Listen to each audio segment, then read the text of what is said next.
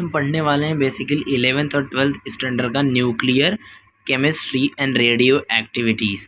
ठीक है, इसमें हम देखेंगे जो नेचुरल रेडियो एक्टिव है वो डिस्कवर की गई है एंटोनी हेनरी बैक्यूरेल के द्वारा।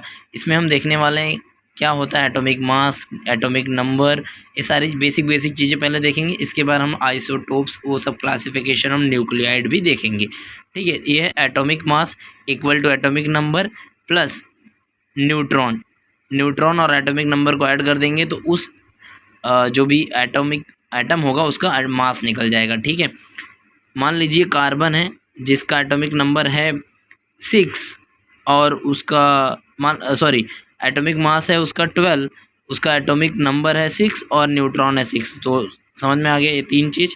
इसके बाद हम देखेंगे कैसे रेडियस निकाल सकते हैं न्यूक्लियस का। ये रहता है उसका फॉर्मूला, वॉल्यूम से डायरेक्टली प्रोपोर्शनल होता है रेडियस का क्यूब, इसीलिए वो जो वॉल्यूम होती है एरिया से डायरेक्टली प्रोपोर्शनल हो जाता है, यानी एटॉमिक मास से डायरेक्टली प्रोपोर्शनल होता है। ठीक है, अब हम देखते हैं क्लासिफिकेशन ऑफ न्यूक्लियोइड में आइसोटोप क्या होता है। ठीक है, आइसोटोप यानी जिनमें प्रोटॉन्स की जो नंबर्स होते हैं वो सेम होते हैं, जैसे यहाँ 11 सोडियम में, हाइड्रोजन में, लेकिन उनमें न्यूट्रॉन की वैल्यू अलग होती है। ठीक है, इसके बाद न्यूक्लाइड का दूसरा क्लासिफिकेशन होता है आइसोबार, मतलब न्यूक्लियस को हम किस बेस पे उसको डिफ्रेंशिएट करते हैं, जहाँ पर सेम एटॉमिक मास जो होता है सेम होता है, जैसे हीलियम और हाइड्रोजन का सेम है लेकिन उसमें प्रोटॉन और न्यूट्रॉन की जो वैल्यू है वो अलग अलग है। वैसे कार्बन में भी होता है और नाइट्रोजन में भी वैसे होता है।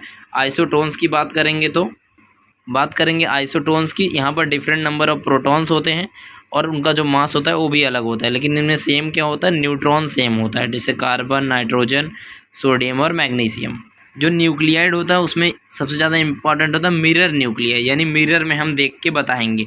इसमें क्या होता है, ऐसे आइसोबार्स जिसके अंदर numbers of proton and neutrons difference bye 1, जैसे हाइड्रोजन और हीलियम है जिनका जो न्यूट्रॉन है वैल्यू यहाँ पर क्या सेम होना चाहिए, अपने एटॉमिक मास जो है ऊपर के सेम होने चाहिए, लेकिन न्यूट्रॉन और प्रोटॉन जो होने वाले एक से कम ज़्यादा होने चाहिए, तो वो दोनों इंटरचेंजेबल हो जाएंगे यानी एक्सचेंज हो जाएंगे। ठीक है, वैसे कार्बन और न्यूट्रॉन्स भी मिरर न्यूक्लियाई होते हैं। ठीक है, वीडियो अच्छी लगी तो लाइक करना, चैनल को सब्सक्राइब कर लेना।